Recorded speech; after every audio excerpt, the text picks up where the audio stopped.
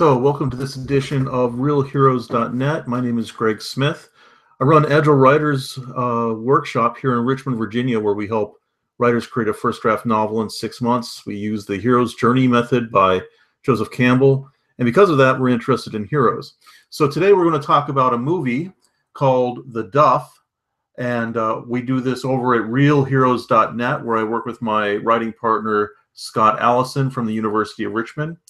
And we're going to look at un-Duff because it's an interesting story with a lead character who is sort of an underdog.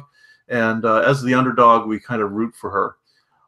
It starts out with the high school student, Bianca Parker, who's a bit of a nerd. Bianca has two best friends, Jess and Casey, who are better, taller, prettier, more popular than Bianca. One day, Bianca's next-door neighbor, Wesley, informs her that she is un-Duff, the designated ugly friend, fat friend. People tend to use un-Duff to extract information about the most popular members of the group. At first, Bianca resists this labeling, but soon she discovers that Wesley is correct.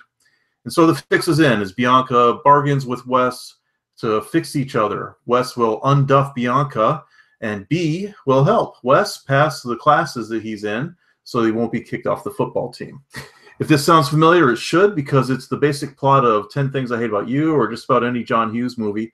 In fact, the opening scenes reference The Breakfast Club by stating that once the world was simpler, where people were just jocks and basket cases, what have you, but now things are more complicated and we enter the world of un-Duff.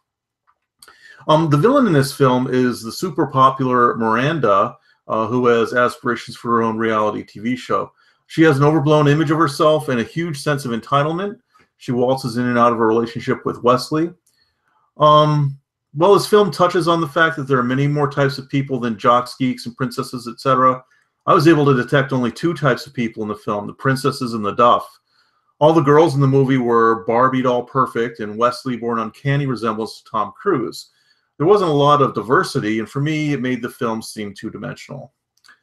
I found un-Duff is a fun and thoughtful teenage romantic comedy that harkens back to the days of Pretty in Pink, The Breakfast Club, and 16 Candles. I wasn't bored, and I was pleasantly entertained. However, there are no surprises either. I give un-Duff just 3 out of 5 reels. Mae Whitman plays her role perfectly, not too smart alecky and not too cute. We like young Bianca and appreciate her for herself. Her transformation at the end does not give in to the Hollywood ideals of beauty. B is true to herself and still evolves into a strong female character. I give Bianca 4 out of 5 heroes. Bianca's allies consisted of the hunky boy next door, Wesley, the beautiful BFFs, Jess and Casey, a nearly absent mother, and a mentor teacher. Her object of desire is the hipster Toby, and her villain was Miranda. The queen bee, or biatch, Miranda, is supported by a number of interchangeable minions.